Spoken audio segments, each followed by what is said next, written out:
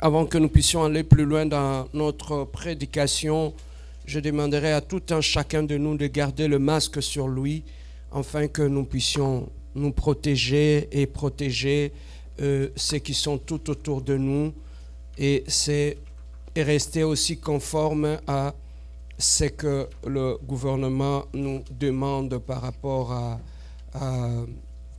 aux règles strictes liées au Covid. Voilà pourquoi nous sommes là. Donc on continuera à nous encourager de continuer chaque vendredi et samedi matin ou soir, de continuer à nous enregistrer pour nous aider à contrôler l'effectif des gens qui viennent dans le culte. C'est vraiment très difficile. Ils nous mettent dans une situation très difficile. Pour le moment, nous avons le premier culte qui est plein, le deuxième culte qui est plein.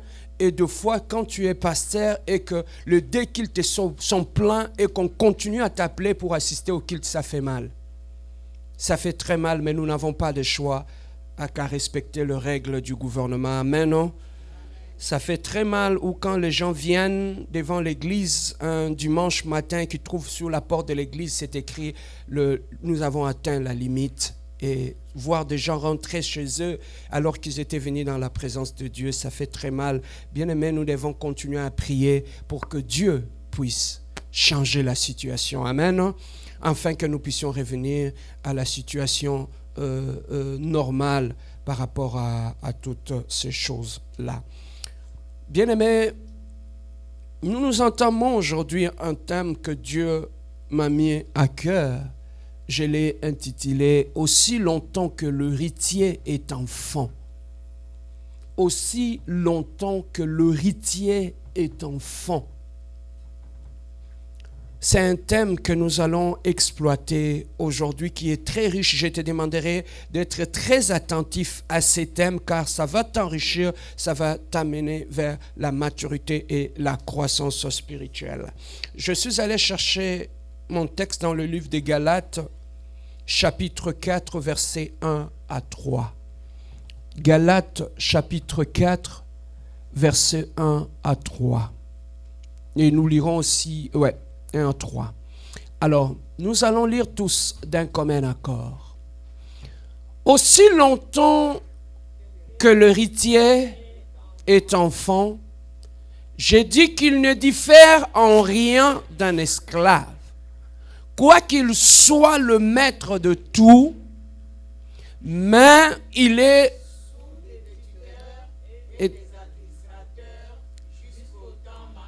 par le Père. Amen. Hein? Donc, nous aussi, nous sommes aussi de la même manière lorsque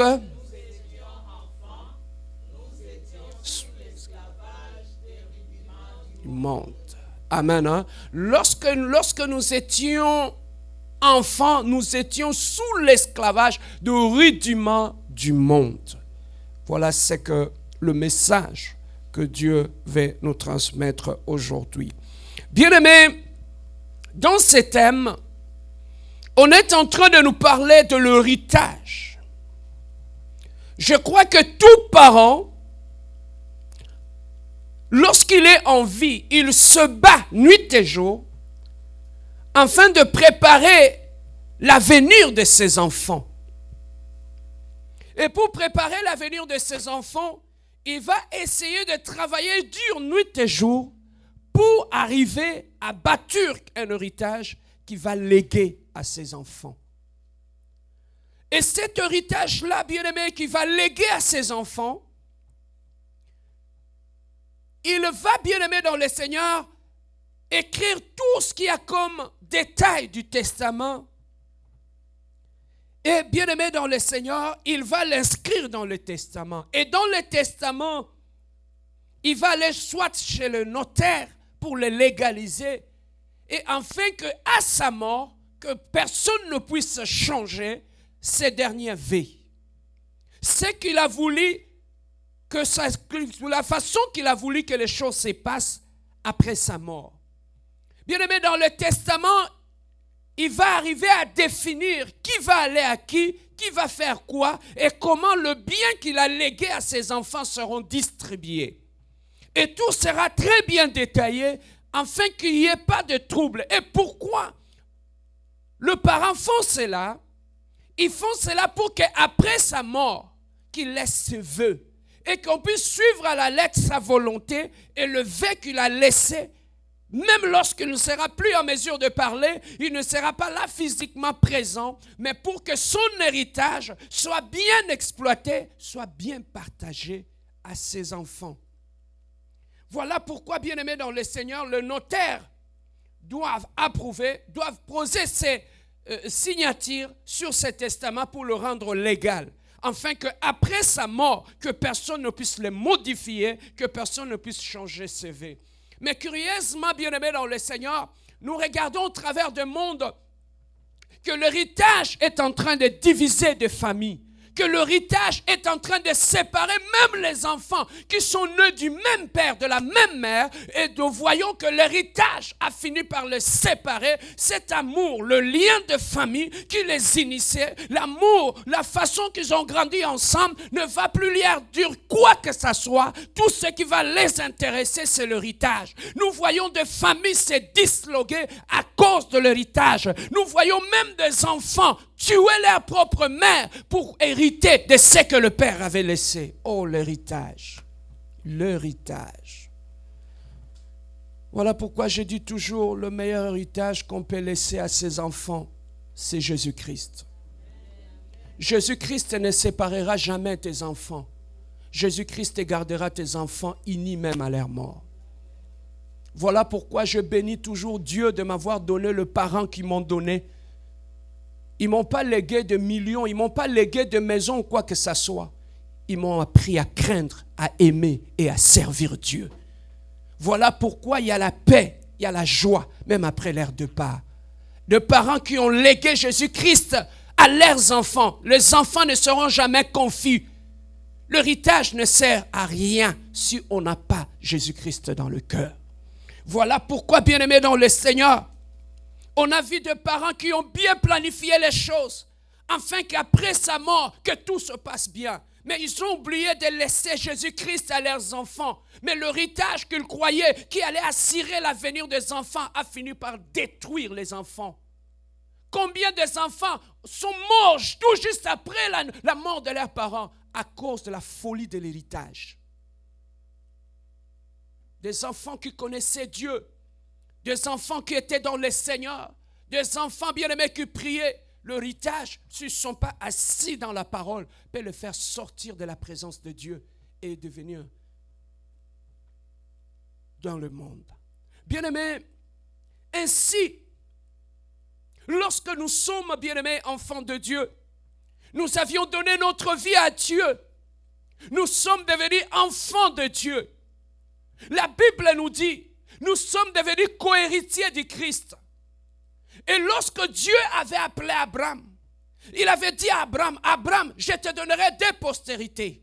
La postérité céleste qui sera comme les étoiles et la postérité terrestre qui sera comme le sable de la mer. Donc tu auras deux peuples avec toi. La postérité céleste, c'est l'Israël. La postérité terrestre, ce sont les nations, l'Église et nous. Nous faisons partie de la postérité que Dieu avait donnée à Abraham. Et Dieu a dit à Abraham ceci: toutes les familles de la terre seront bénies en toi. Tu seras une source de toutes les familles de la terre. À cause de toi, toutes les familles seront bénies. Donc, en donnant notre vie à Dieu, Jésus-Christ vient nous connecter à la bénédiction d'Abraham. Donc maintenant, nous faisons partie de l'héritage que Dieu avait donné à Abraham. La bénédiction que Dieu avait donnée à Abraham est devenue ma bénédiction et ta bénédiction parce que nous sommes devenus enfants de Dieu. Est-ce que quelqu'un peut lever la main pour dire je suis co-héritier du Christ? Voilà pourquoi, bien-aimés, nous avons du mal à comprendre cela. Voilà pourquoi nous envions les enfants de millionnaires, les enfants de milliardaires, parce que nous ne connaissons pas ce que nous sommes, nous ne connaissons pas qu'est-ce que nous héritons. Nous sommes les héritiers de Jésus-Christ, car nous héritons la bénédiction que Dieu avait promis à Abraham, que toutes les familles de la terre, il n'a pas dit certaines familles, il n'a pas dit les familles du Canada, il a dit toutes les familles de la terre. Donc ta famille a été déjà béni dans Abraham. Donc, curieusement, lorsque tu ne connais pas ces choses-là, tu vas commencer à demander, mais ils laissent l'héritage à leurs enfants. Mais pourquoi nous n'avons rien? Bien aimé, laissez-moi te dire une chose. Ce n'est pas que tu n'as rien, c'est parce que tu ne connais pas ton héritage. Voilà pourquoi tu dois lire les testaments pour connaître qu'est-ce que le Père avait légué pour toi. Voilà pourquoi la Bible, nous pouvons dire aussi, c'est un testament. C'est notre testament. Voilà pourquoi, bien aimé, les parents peuvent tout léguer pour toi. Mais lorsqu'aussi longtemps que tu ne lis pas les testaments, il te sera très difficile de connaître ce qui t'est dû. Donc, la Bible dit, mon peuple périt à cause de l'ignorance. La connaissance t'aidera à entrer en possession de tes droits et de tes devoirs. Voilà pourquoi, bien-aimé, lorsque je lis la Bible, ça m'aide à acquérir la connaissance. Et afin que je puisse accéder à la connaissance qui va me permettre, bien-aimé dans le Seigneur, de connaître mon héritage. Bien-aimé, tu n'es pas pauvre. Tu n'es pas celle que tu crois. C'est ton ignorance qui te parle, que tu n'as rien. Mais laissez-moi te dire une chose. Il a dit que toutes les familles de la terre seront bénies en toi. Dieu a béni une personne et cette personne était devenue la source de notre bénédiction. Que je ne sois pas né en Israël, mais je sais que je fais partie de la postérité de Dieu. Car Dieu avait donné à Abraham deux peuples, un peuple céleste et un peuple terrestre. Il a donné Israël à Abraham et il avait donné aussi les nations à Abraham. Donc nous faisons partie des nations. Si Israël est béni, nous aussi les nations, nous devons être bénis car nous avons été bénis à Abraham. Donc comme tu es là, tu as un héritage. Dieu t'a déjà béni. Que mon père me laisse quoi que ce soit ou pas, I don't care, ce n'est pas mon problème. L'essentiel est qu'en Jésus-Christ, je suis déjà héritier. Je suis co-héritier de Jésus-Christ. Bien-aimé, l'héritage change la vie. Lorsque tu vois les orphelins, des gens qui étaient rien, après la mort de leur père, le seul fait qu'ils ont reçu l'héritage, tu peux trouver que celui qui marchait à pied, depuis qu'il a hérité, il commence à marcher avec une belle voiture, il a une belle maison. C'est tout simplement pourquoi? C'est parce qu'il a hérité de ses parents. Donc l'héritage peut changer ta situation de vie. L'héritage peut changer ton identité. L'héritage, bien-aimé, peut changer ta situation. Voilà l'importance de l'héritage. Je peux avancer. L'héritage, bien-aimé, peut changer ton identité. Tu peux hériter de maisons, mais tu peux aussi hériter d'un nom. Tu peux hériter d'un nom. Lorsque ton père était ministre, ton père était riche, ton père était connu, tu peux aussi hériter du nom de ton père. Il y a certains noms, lorsque tu les portes en toi, ça t'ouvre les portes de la vie. Ça, c'est le fils de Nestor. Ça, c'est le fils de Bia. Lorsqu'on attend le nom, les portes qui étaient fermées vont s'ouvrir. À cause du nom que tu portes. Donc tu peux hériter un nom, le nom de tes parents. Et lorsque tu hérites de ces noms-là, tout le monde te respecte. Pourquoi? À cause du nom de tes parents, les gens peuvent te respecter. Yaya, voilà pourquoi j'ai dit, vous les parents, vous qui avez les enfants, comportez-vous bien. Comme ça, après votre mort, lorsque les gens entendront votre nom sur vos enfants, que les gens respectent vos enfants. Il y a des enfants qui portent des noms, qui sont des noms qui représentent, ils ont hérité un nom de la honte. Ils ont hérité un nom de la confusion. Comment les parents se sont comportés? Bouge ton voisin, dis-lui qu'on l'a la tête.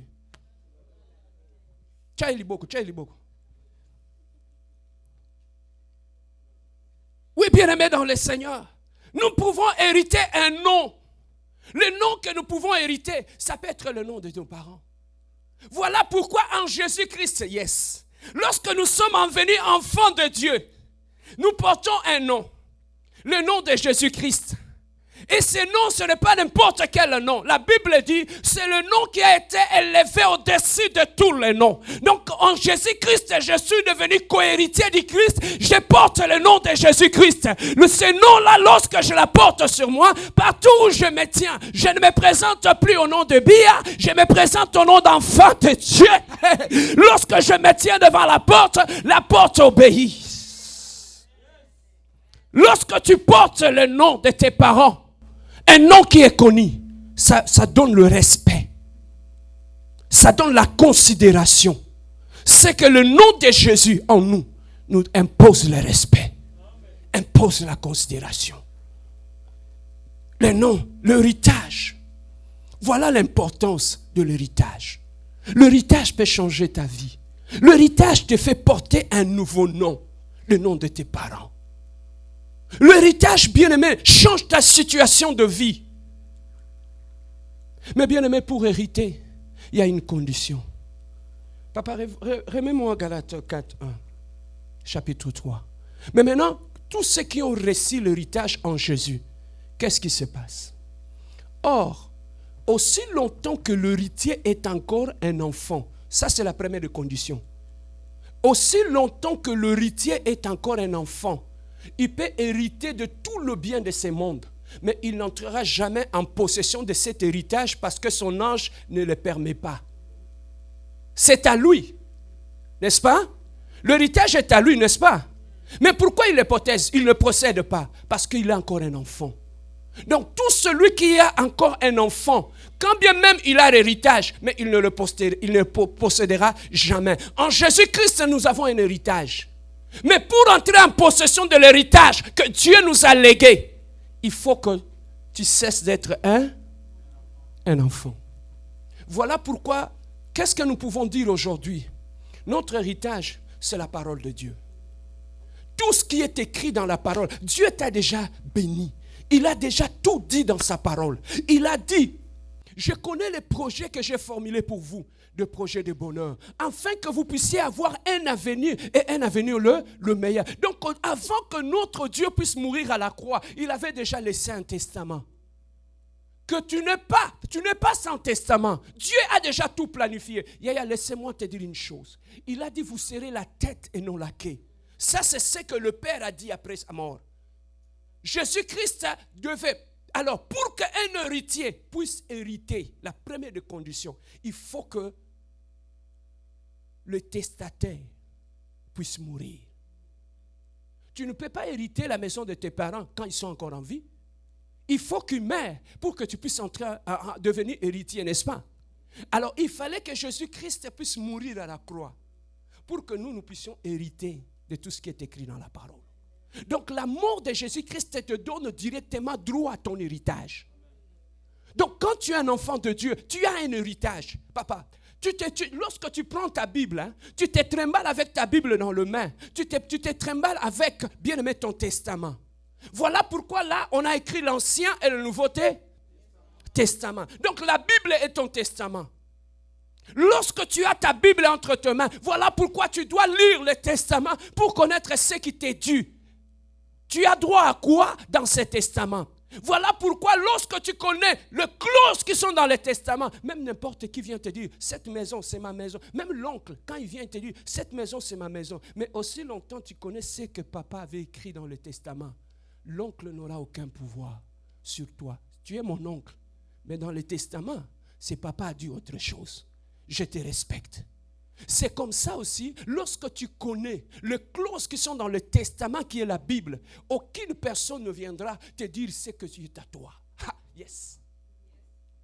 Papa, ce n'est qu'un enfant qui ne connaît pas ce qui est écrit dans le testament, qui va chercher que d'autres personnes puissent lire ce qui est écrit dans le testament pour dire à l'enfant, papa, cette maison est à vous, cette voiture est à vous.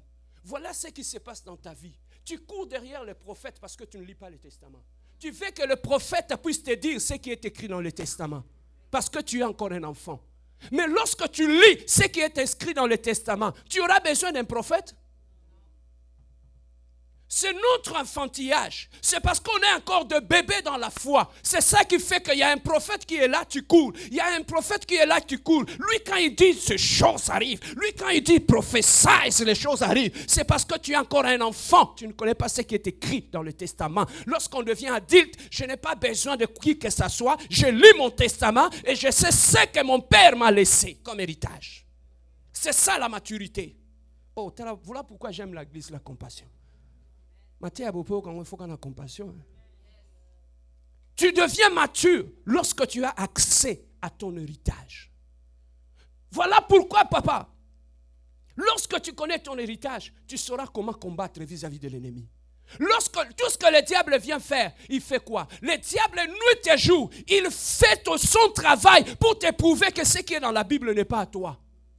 Il dit, mais ton père a dit que la maison est ta maison, non? Mais pourquoi tu ne la possèdes pas? Tu vois? Alors là, tu commences à trembler. Tu commences à avoir des doutes. Papa, lorsque un testataire fait ton testament, il va chez le notaire met un cachet. C'est fini, personne ne va le changer. Ce qui est écrit est écrit. Voilà pourquoi à la croix Jésus-Christ a dit, toute ta chose tout c'est accompli. Ça veut dire que le testament est bouclé. Personne ne peut changer le testament. Il a dit, vous serez la tête et non la queue, personne ne les changera. Il a dit que les jeunes se marient, personne ne les changera. Il a dit que vous serez bénis dans la ville comme en campagne. C'est ce qui est écrit dans ma Bible. Lorsque tu sais tout cela, voilà pourquoi lorsque le diable est allé tenter Jésus-Christ, il a dit, si tu peux te prosterner devant moi, je vais te donner toute la terre. Tu vas régner. Jésus-Christ a dit, il est écrit. Jésus-Christ lui avait remis dans le testament. Bien-aimé, apprends à lire le testament. Tu sauras faire face à l'ennemi. Tu sauras faire face. Bien-aimé, le problème nous parle. Le problème nous parle. Le problème nous nargue. La maladie peut être là. Il va commencer à te parler. Mais il a dit qu'il est Jéhovah Rapha, non? Mais pourquoi tu as encore la maladie? Tu vois que le testament, c'est un faux testament. C'est ça la même politique que le diable avait utilisée lorsqu'il est allé chez Ève. Est-ce qu'il est réellement écrit? Vous ne mangerez pas le fruit de cet arbre. Le diable commence par s'aimer la doute en nous pour nous voler ce qui est écrit dans l'héritage. Voilà pourquoi Dieu a dit, voilà pourquoi j'aime. Dieu a dit à Josué, petit, si tu veux réussir, moi je t'ai déjà béni. Médite les livres de la loi, nuit et jour, afin que tu puisses réussir dans tes entreprises. Lorsque tu seras devant les difficultés, rentre dans les livres de la loi. Qu'est-ce que le livre a écrit? Le livre a dit que l'échec n'est pas ma part. Je refuse l'échec dans ma vie. Lorsque la maladie arrive, j'ouvre ma Bible. Qu'est-ce que la Bible dit? Oh, la maladie n'est pas mon héritage. Je refuse cet héritage. Papa, lorsque tu ne connais pas ton héritage, tu vas accepter n'importe quel héritage. Lorsque le célibat arrive, tu acceptes. Dans ma Bible, Dieu ne m'a pas promis ça. Lorsque la stérilité arrive, tu acceptes. Voilà pourquoi le diable travaille avec le monde. Il travaille avec le monde pourquoi? Pour qu'il passe derrière le médecin. Pour que le médecin te fasse accepter ta maladie. Tu es condamné à vie. Mais lorsque tu lis le testament ne t'a pas dit que tu seras malade toute ta vie. Prends le testament. Prie avec ton testament. Voilà pourquoi moi, des fois, quand je me fâche, je prie. Je prends ma Bible dans mes mains. Je dis, celle-là, c'est mon testament. Je vais entrer en possession de mon héritage. Dans mon héritage, tout ce qui n'est pas dans cette Bible n'est pas mon héritage. Papa, prière, mon va prier la kanda. Tu refuses tout héritage qui n'est pas à toi. Le diable commence à t'envoyer des héritages. Comme il voit que Dieu nous a donné l'héritage, le diable aussi peut te faire accepter ses héritages à lui. Je peux avancer. Mais il dit une chose. Papa, renvoie-moi. Aussi longtemps que l'héritier est qui? Un enfant. Donc, aussi longtemps que tu es un enfant, tout ce qui est écrit dans la Bible, tu ne vas pas le hériter. C'est Dieu lui-même qui dit dans la parole.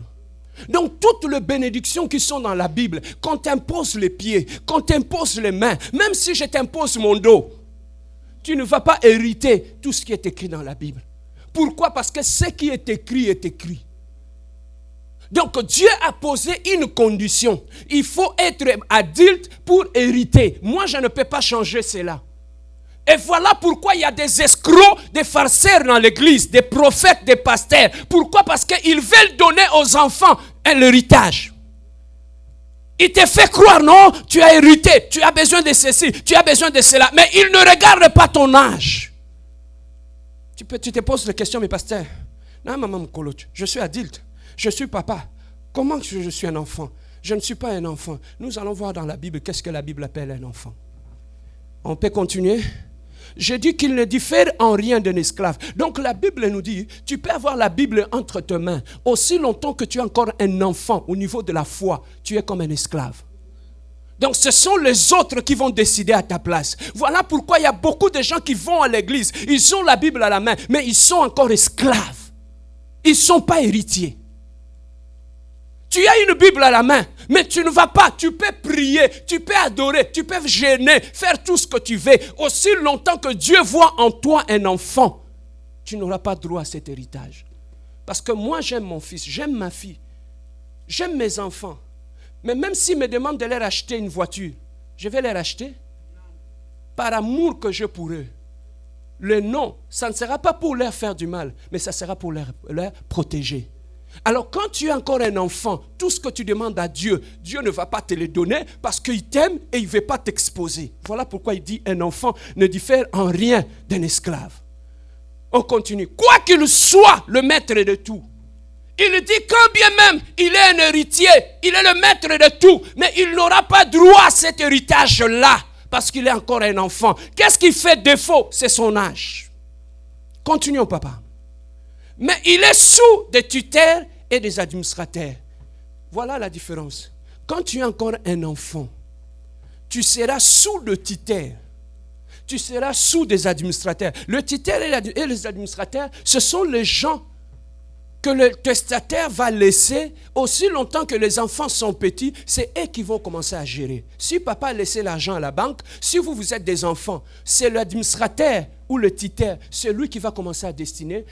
Bon, je vais enlever une partie pour payer le Minerval, je vais payer le loyer, je vais payer les habits, je vais payer la pension alimentaire. Ça, c'est le testataire.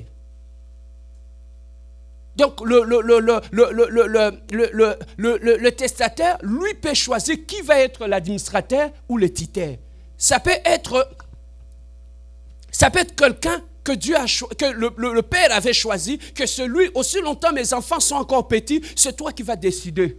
Parce qu'ils ne sont pas encore assez d'intelligence pour savoir gérer l'héritage. Voilà pourquoi on laisse des testataires. Voilà quand on est bébé spirituel, on a besoin de tuteurs et de testataires. Le tuteur et le testataire, c'est qui? Ce sont des gens qui gèrent ta vie. Quand tu es encore un enfant, ce sont des gens, tu ne gères pas toi-même ta vie, ce sont d'autres personnes qui vont gérer ta vie à ta place. Avant de prendre une décision, il faudrait qu'Émilie puisse te dire quoi faire. Il faut que Martin puisse te dire quoi faire. C'est parce que tu es encore bébé. Tu es dans ton mariage. Avant que tu sois en paix, fasse la paix dans ton mariage, tu as besoin que les gens se réunissent dans un coin pour nous faire ce conseil. Enfant que tu es. Lorsque le mari, papa, il n'y a rien de mal pour une femme d'épouser un enfant dans la peau d'un adulte. Sokoza moi si obali mwana na kati nzoto mikolo okolela. Okoza na bébé na kati ndako. Bébé so pied bonbon te abude journée mobimba. Na bandako eza na ba papa mususu akolamuka na tongo akangi elongi akolobisa mutu te na ndako. Bokomi ko dépendre na ba imère na ye. Tu es bébé. Bon PC bonbon. Koki ma compassion te. On prêche la vérité. Vous connaîtrez la vérité, la vérité. Lève ta main, dis je suis affranchi par la vérité. La vérité m'affranchira. Au nom de Jésus, je suis affranchi.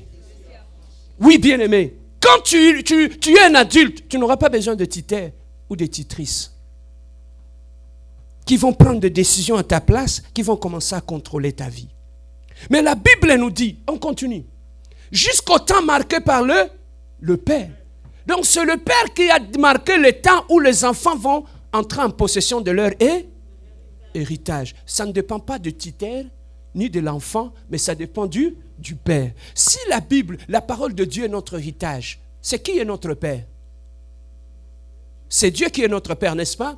C'est que Dieu a marqué un temps où tu entreras en possession de ton héritage.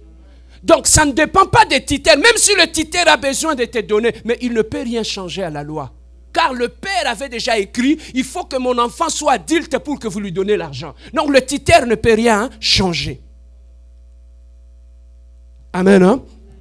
Alors maintenant, lorsque bien-aimés dans le Seigneur, qu'est-ce qui empêche que nous puissions hériter?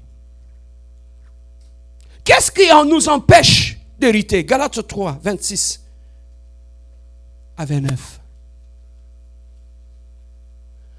Galates 3, 26 à 29. Nous allons lire. Lisons d'un commun accord. Car vous êtes... On continue.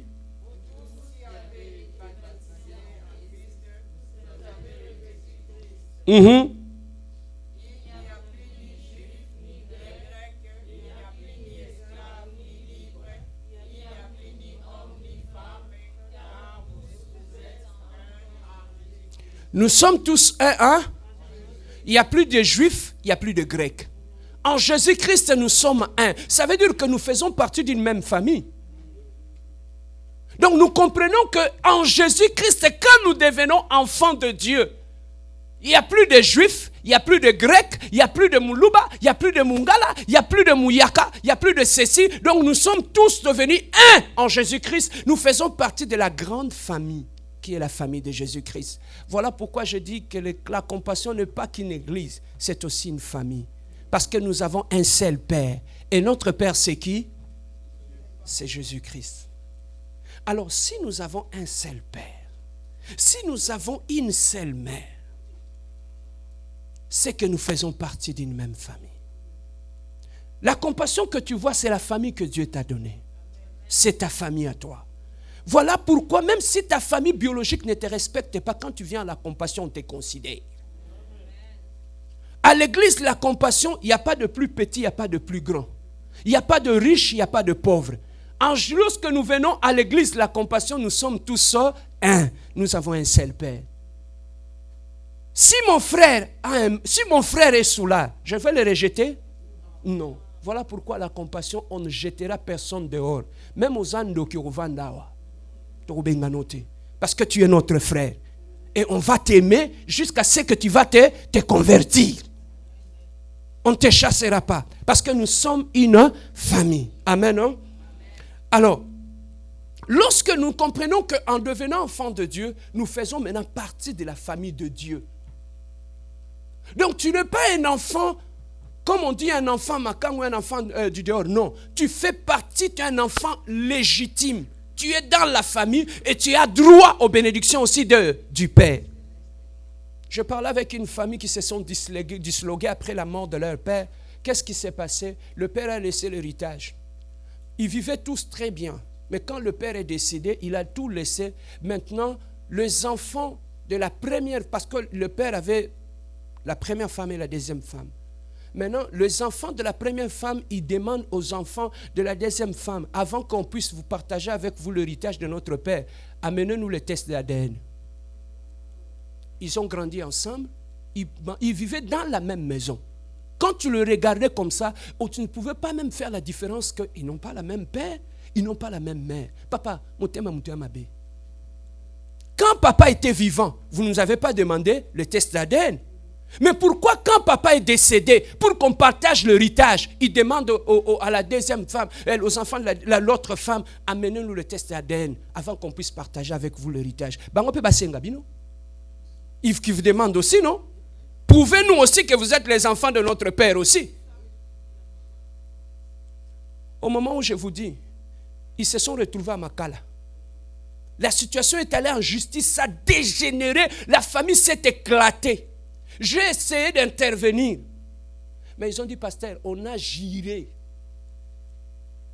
que jusqu'à notre mort, on ne va plus s'entendre. Mais ces enfants-là, je les ai vus grandir ensemble. Mais l'héritage les a séparés. Papa, l'héritage a sauvé à Jésus. Bien-aimés, nous devenons enfants de Dieu. Luc chapitre 6, verset 47 à 48. Luc chapitre 6, verset 47 à 48. Est-ce que nous pouvons les lire? Lisons-les ici, d'un commun accord. Go. Je vous.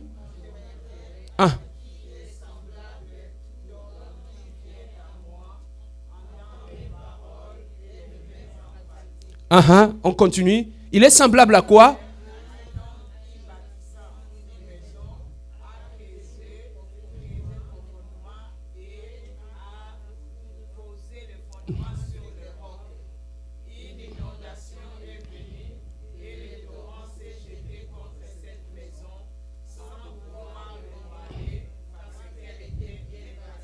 Bâti. Il a bâti sa maison sur quoi? Sur le roc. Je commence maintenant à prêcher. Bien-aimé dans le Seigneur, dans l'homme dans sa création, il est tripartite. Dis tripartite. Il est tripartite. Dans l'homme, il y a le corps, il y a l'âme et il y a l'esprit. L'homme est tripartite. Mais bien-aimé dans le Seigneur, la Bible nous dit, lorsque nous donnons notre vie à Dieu, nous sommes nés de... Tout ce qui est né finit par grandir. Amen, hein? Donc, il y a l'âge d'enfance, l'âge d'adolescence et l'âge adulte. Il y a 3 âges. Nous sommes des enfants, nous devenons des adolescents et ensuite nous devenons adultes. Ce sont les étapes qui arrivent quand tu grandis. C'est comme ça aussi dans le Seigneur. Quand nous sommes nés de nouveau, nous étions d'abord enfants à la nouvelle naissance. Plus tu grandis dans le Seigneur, tu deviens adolescent et ensuite tu deviens adulte. Un adulte, c'est celui qui possède l'héritage. Aussi longtemps que tu es encore un enfant, tu n'as pas droit à l'héritage. Aussi longtemps que tu es adolescent, tu n'as pas droit jusqu'à ce que tu vas atteindre l'âge adulte. L'âge adulte, ça veut dire que tu as l'âge spirituel d'un mature, d'un chrétien mature. Alors, qu'est-ce que je veux dire par là? Un chrétien, lorsque nous venons dans le Seigneur, il y a 3 âges que nous traversons, les 3 âges. L'enfance, l'adolescence et la maturité. Les 3 âges que nous traversons. Maintenant, je te pose la question. Toi, tu es à quel âge dans le Seigneur? Est-ce que tu es encore un enfant? Est-ce que tu es encore un adolescent? Est-ce que tu es encore adulte? Est-ce que tu es adulte? On va voir avec les Écritures maintenant. Mais ne changez pas. Tu as dit que tu es adulte. On va voir qui est un adulte selon les Écritures. Ne sois pas pressé à répondre. Écoute d'abord. Amen. Hein? Alors, l'âge d'enfance, ça c'est le premier âge quand nous venons dans le Seigneur. Le premier âge que nous venons dans le Seigneur, c'est le tape. Comme nous avions dit, l'homme est tripartite. Il y a le corps, il y a l'âme et il y a l'esprit. Donc, le premier âge que j'appelle l'âge de la chair. Le premier âge, j'appelle ça l'âge de la chair. Le corps, l'âme et l'esprit.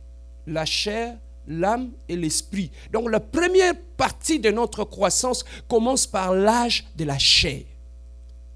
L'âge de la chair, c'est lorsque nous venons dans le Seigneur. On est encore un enfant. On est encore à l'âge de la chair. L'âge de la chair, ça veut dire que lorsqu'on vient dans le Seigneur, un chrétien qui est encore à l'âge de la chair, c'est un chrétien qui agit par la chair. Ça, c'est le premier âge quand nous venons dans le Seigneur. Là, tu es contrôlé par la chair.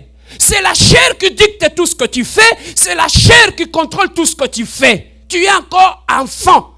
L'âge d'enfance, c'est l'âge de la chair, où tu n'es que contrôlé par la chair.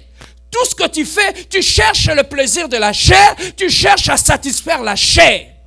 Tu es un chrétien qui est charnel, c'est un chrétien qui vient à l'église. Il aime les choses de Dieu, il prie, il gêne, il prêche, il chante à la chorale, il fait tout dans l'église. Mais il est encore un enfant. Pourquoi? Parce qu'il est contrôlé par sa chair. C'est sa chair qui contrôle sa vie. Et les chrétiens qui sont contrôlés par la chair, comment ils se comportent? Dis-moi, pasteur, comment ils se comportent? Les chrétiens qui sont des chrétiens charnels, qui sont encore à l'âge de la chair, le premier âge, ils cherchent à satisfaire la chair. Qu'est-ce qui arrive? Il peut venir à l'église. Mais le genre de prière qui l'intéresse, ce sont les prières qui répondent au désir de la chair. Tu vas trouver qu'il vient à l'église. Tout ce qu'il veut, ce sont les prières qui touchent à la chair. Lorsque le pasteur Serge dit, tu vas te marier, amen, ils aiment ça. Tu seras grand. Amen. Parce que ça touche à la chair. Dieu va t'élever. Amen. J'aime. Oh, pasteur a bien prêché aujourd'hui. Oh, on était à l'église. Les choses se sont bien passées. Ils aiment les prédications qui excitent la chair. Parce que là, dans la chair, il y a l'orgueil. Il veut apparaître. Et quand il vient à l'église, il aime les choses de Dieu. Il aime l'église. Il gêne. Il fait tout. Mais lorsqu'il gêne, il ne gêne que pour satisfaire aux besoins de la chair. On se va tondre dans un combat spirituel. Ils vivent dans la haine, dans la méchanceté. Mais ils sont les premiers à chasser les démons. Quand tu écoutes leurs prières, bloquées, mollis-moi, il y a célibat, mollis-moi divorce, mollis-moi élévation, mollis-moi pauvreté. C'est tout ce qui les intéresse. Ils vivent dans la haine, dans la méchanceté, dans la haine. Mais ils sont jusque là. Tout ce qu'ils aiment, ce sont des prières qui touchent à la chair. Ils aiment la chair. Un chrétien qui est au premier âge, c'est un chrétien qui est charnel. C'est un chrétien bien aimé dans le Seigneur. Il aime Dieu, il aime les choses de Dieu. Il prêche, il chante, il fait tout à l'église. Mais pour ça, nous autres, ils sont dans l'impudicité. Ils prêchent bien, ces pasteurs-là. Mais comme il est encore un bébé, c'est un chrétien charnel, il est encore au premier âge, il aime la chair. C'est là les église, hein?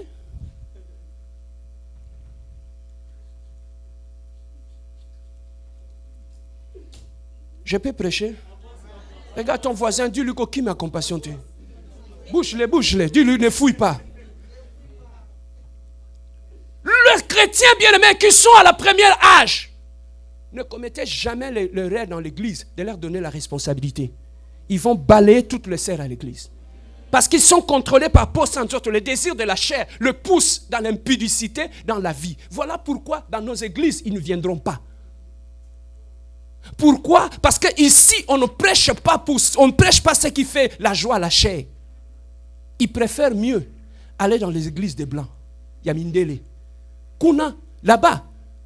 Même s'il est rempli d'orgueil, on ne va plus le prêcher sur l'orgueil. On va lui parler sur le mystère du sapin. Les 7 secrets des lumières de Noël.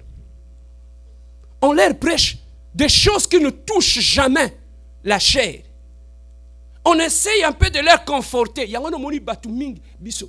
Kuna église amindele ba hotel abino songi songite. Ba yebi angote. Il y a un moni ba ki makabe église na biso ba que bomba en église amindele. Non, les églises de noirs là, il y a trop de désordre. On aime les églises des blancs. Mais regardez leur vie, comment ils sont. Dans la division, dans la méchanceté, dans la haine. Mais ils aiment de l'église des blancs. Pourquoi? Parce que là-bas, il n'y aura pas un pasteur sage qui va leur dire la vérité.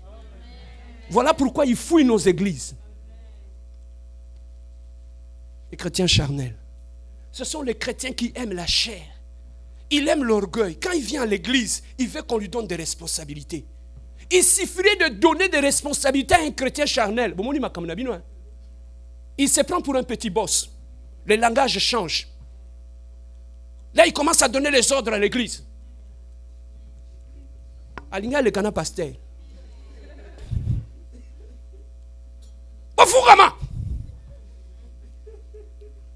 Quand il fait la modération ici, boulez là. Okata misiki. Otika goyemba.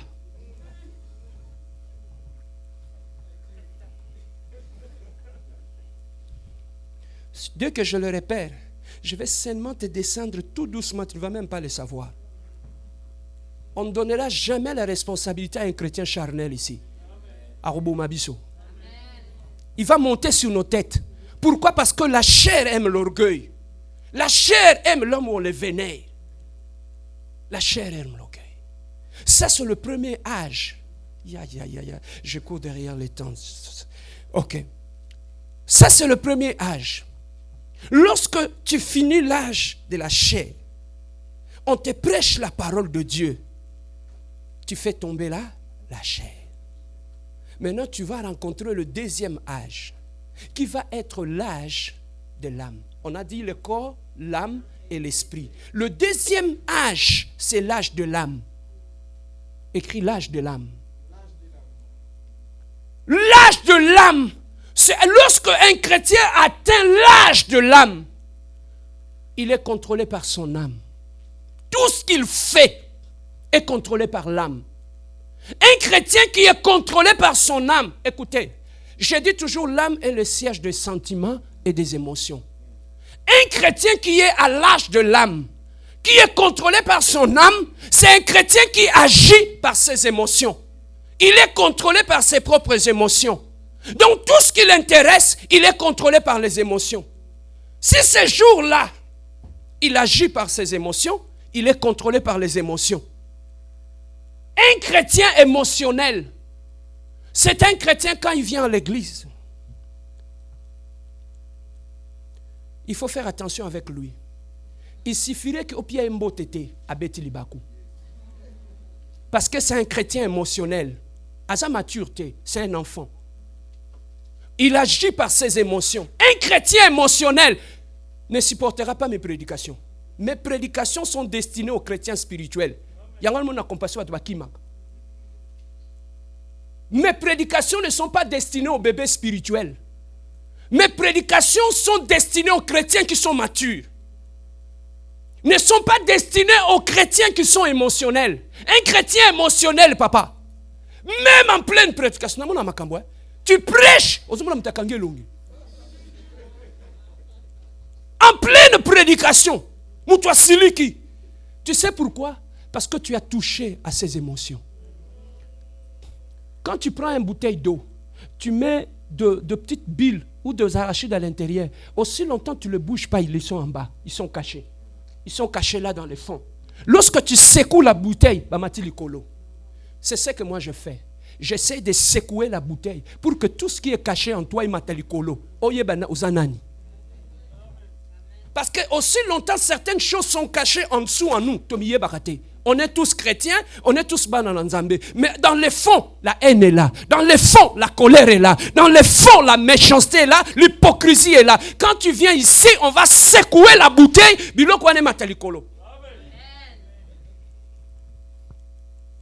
Tu m'aimes encore?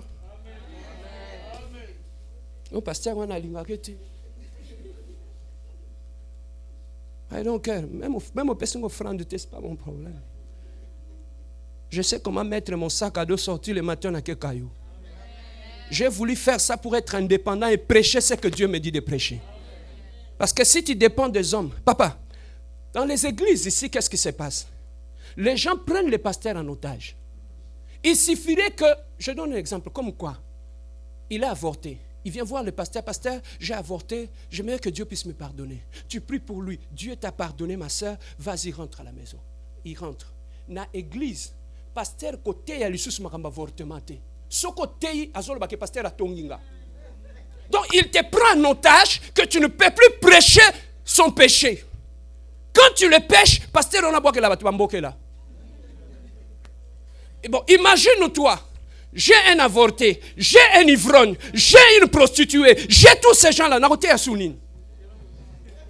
Je vais commencer à prêcher sur le mystère des sapins, non? Oh, sur le Père Noël.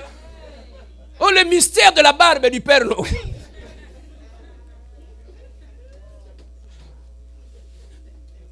Voilà pourquoi on nous fouille. Bien-aimés, nous parlons un chrétien émotionnel. Il aime les choses de Dieu. Il prie, il vient à l'église. Mais son unique problème, vous reprochez était, ne le reprochez pas. Dès que vous le reprochez, il se refroidit. Il n'aime pas les reproches. Même à la chorale, quand vous dites que tu n'as pas bien chanté, yeah, c'est fini, il ne vient pas.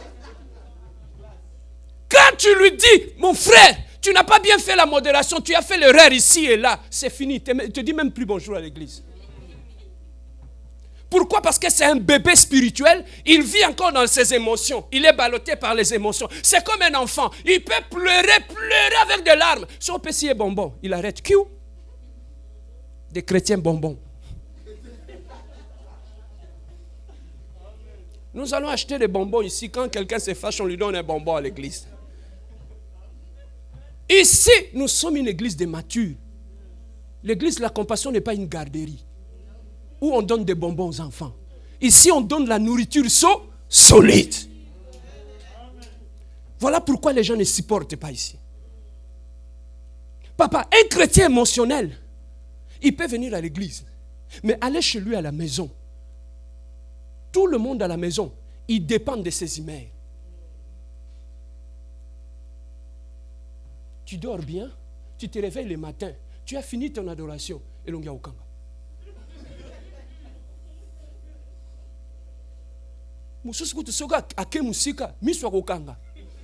Journée mobimba otambola na ndako miso kokanga. Kande leki. Il veut voir personne.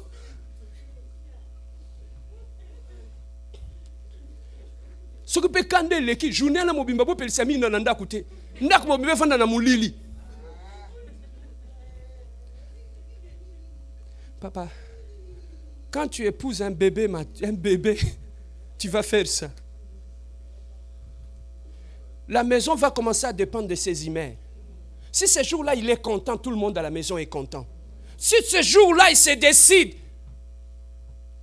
film d'horreur à Olaxabinois, sans publicité, vous regarderez toute la journée un film d'horreur.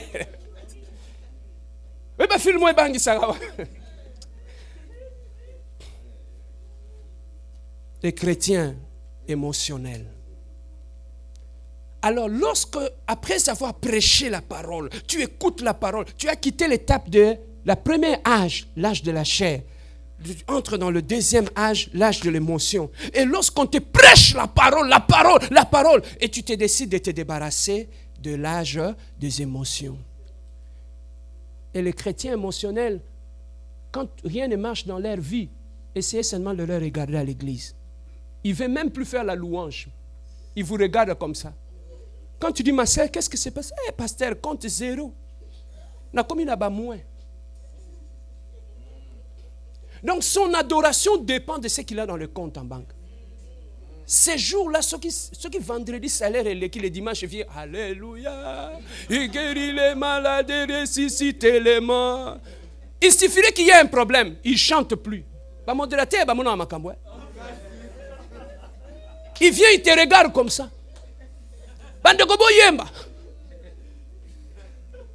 Donc lui, sa vie, son adoration dépend de ses émotions. Tu es encore bébé spirituel. Et maintenant, quand on te prêche la parole, à un moment donné, tu atteins la maturité. On te donne la nourriture solide. Tu grandis. Tu atteins le dernier âge, c'est l'âge de l'esprit. Le troisième âge, c'est l'âge de l'esprit. Tu atteins l'âge de la maturité. L'âge de l'esprit, c'est l'âge de la maturité. Un chrétien qui a atteint l'âge de l'esprit, il n'agit plus selon la chair, il n'agit plus selon les émotions, il devient un homme spirituel. Parce que la Bible nous dit, les désirs de l'esprit sont contraires à celui de la chair. Tu deviens un homme spirituel. Donc, que j'ai une femme, que j'ai un enfant ou pas, je continuerai à adorer mon Dieu. Parce que je ne suis plus contrôlé par les émotions ni par les désirs de la chair. Je suis contrôlé par l'esprit. La Bible dit les désirs de l'esprit sont contraires à celui de la chair. Donc l'esprit, écoutez ceci. Pourquoi je dis l'âge de l'esprit? Ton intelligence est dans ton esprit. Voilà pourquoi on dit les œuvres de l'esprit. Pourquoi l'intelligence de l'homme est dans son esprit. Donc lorsque tu quittes la chair, tu quittes les émotions, tu atteins la maturité, tu commences à utiliser ta tête. Tu n'utilises plus ton cœur. Si j'étais à Ouganda, les gens l'aient acclamé.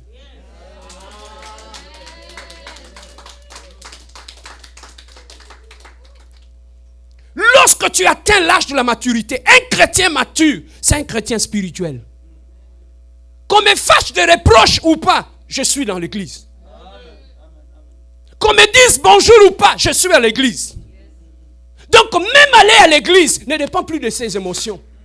Parce que je sais que l'église, c'est le rendez-vous avec mon père. Que ma femme me chicane ou pas, j'ai un rendez-vous avec mon père. Mais si tu es un bébé spirituel, il y a une église. Parce qu'au siliki, tu ne sais pas qu'est-ce que tu viens faire à l'église. Mais un chrétien mature, papa, à toi il peut se déjeuner. Papa, un chrétien mature ne place plus les hommes entre lui et Dieu. Mobali, oh ya l'église, moi so ya l'église, I don't care na okende. Parce que entre Nana Nzambe ozate, libale otikala na se, na lola libale zate. Kokendeli felote pona mwasi pona mobali.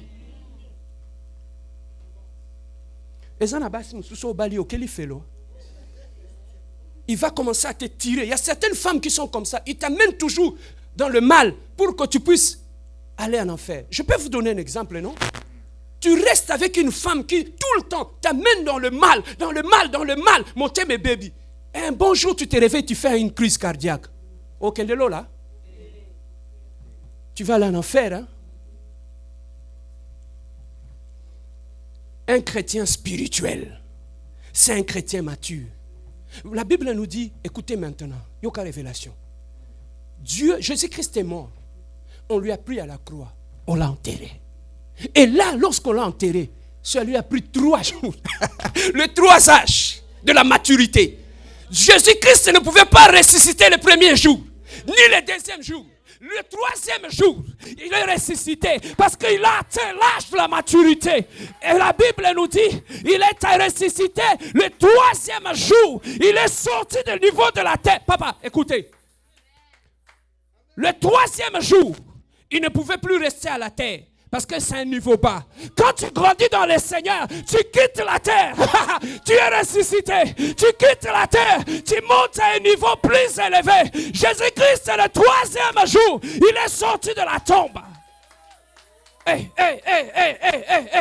Yoka révélation.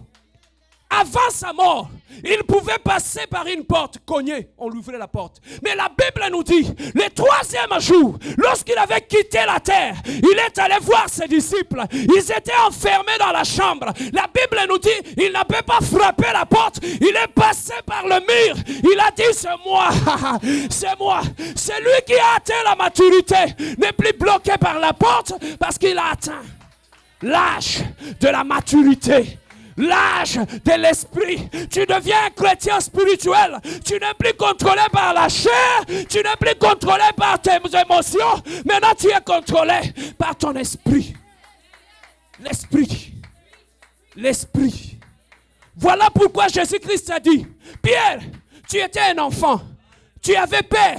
Quand on te disait que tu étais avec moi, Pierre, tu as fui. Tu m'as renié 3 fois. Et la Bible nous dit, le Pierre qui avait peur, le Pierre qui était un enfant, le jour de la Pentecôte, il a été baptisé par l'Esprit. Et par l'Esprit, la Bible nous dit, écoutez, lorsque Pierre a atteint l'âge de la maturité, il n'avait plus renié Jésus.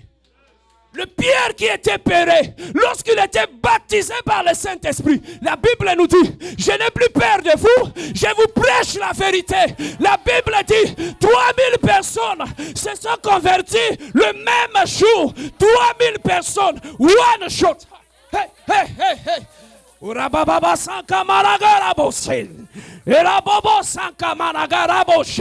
Nous sommes les chrétiens du 3e jour. Nous sommes les chrétiens qui ont ressuscité. Nous sommes des chrétiens qui ont atteint la maturité. La maturité. La maturité. Voilà pourquoi il a dit, ceux qui sont dans le Seigneur, ils ont crucifié là. Ils ont crucifié quoi? Yoka révélation. Ils ont crucifié la chair. Tout celui qui est crucifié, il doit mourir. Et celui qui est mort doit être enterré. Il y a un temps où on est mort dans le Seigneur. Il y a un temps où tu dois être enterré. C'est ça le mystère de cache-toi pour apparaître. Hey, God. Ramarabo Sankamanagarabo Shen. Et tout celui qui est passé par la croix doit être enterré. C'est parce que tu ne sais pas. On ne parle plus de moi.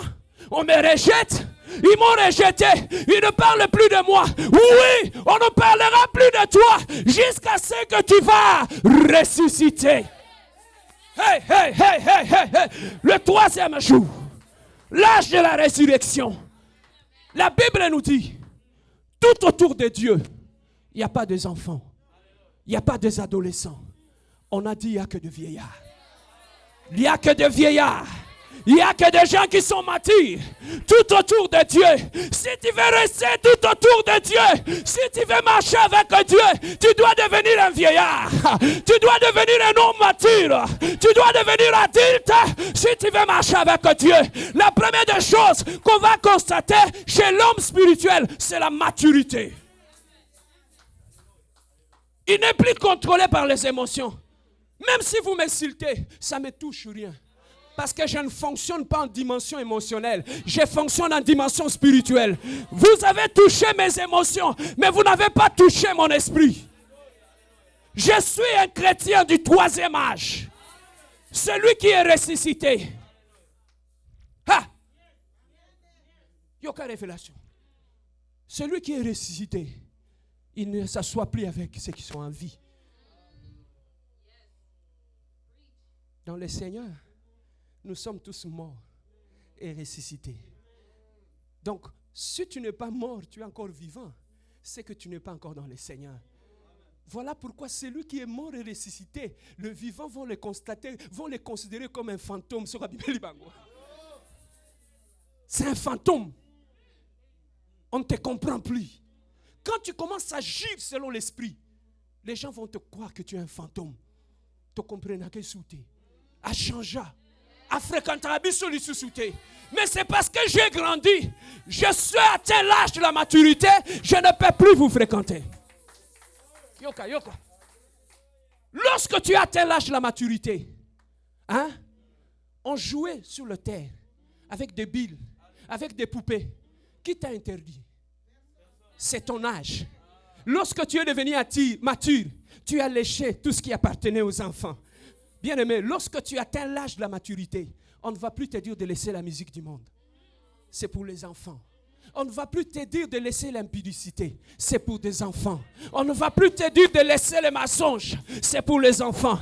Quand je suis adulte, je fais les choses d'adultes et je vis comme des adultes. Le 24 vieillards, ils ont les cheveux blancs.